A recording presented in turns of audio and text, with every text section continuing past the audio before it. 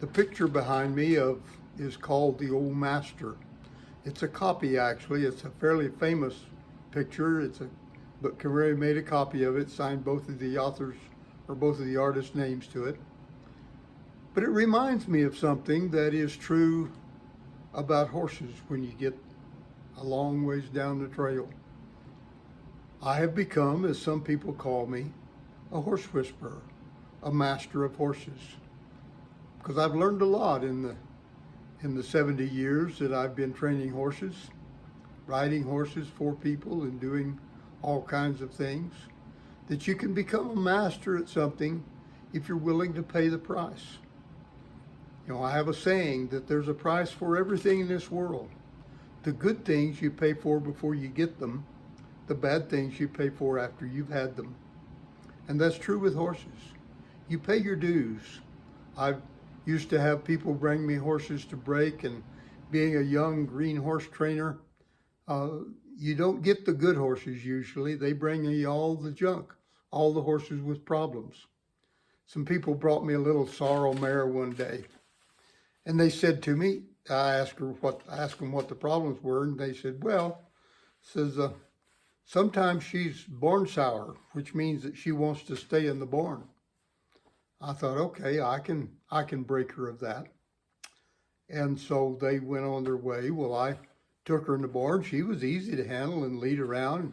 I put my saddle on her and I stepped on her in the alleyway of the barn and started to ride straight out of the barn, and she went fine for about 25 yards.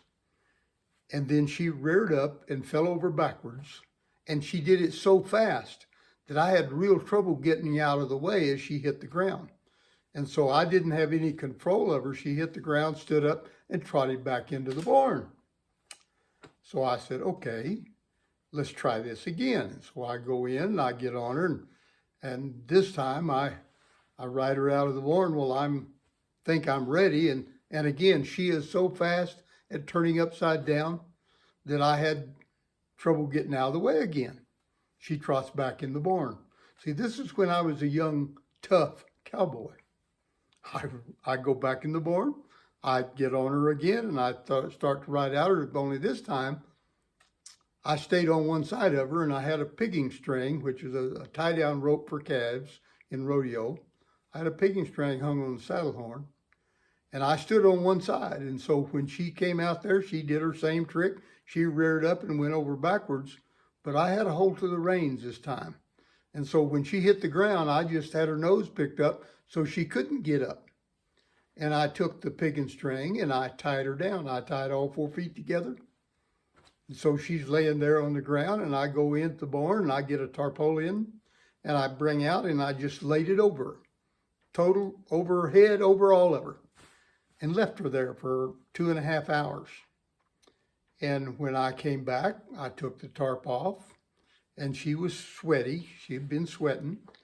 And this time I untied it. Well, I had put a running W on her, which is a gizmo that where you have a rope running from your girth down to a ring tied to the ankle, so that you can pull on that and you can have a horse fall down because they can't stand up with their feet pulled out from under them. Anyway, I landed on her back and kicked her, and we went away from the barn. I didn't have to use the running W, because she went away because I was using everything I could to make her go. And I took her out and rode her for a couple of hours and brought her back to the barn and tied her in the barn for 30 minutes and went back out and got on her. And when I came out of the barn that time, I'm in the saddle. And I mean, I'm going. She didn't have time to turn upside down. And she never tried it again for me. And so the folks were pleased. But they never did tell me that she would turn upside down. They just said she liked the barn. People need to be honest when they tell you about their horses and the problems they've had. It's been an interesting few years, and you'll hear some more stories like that.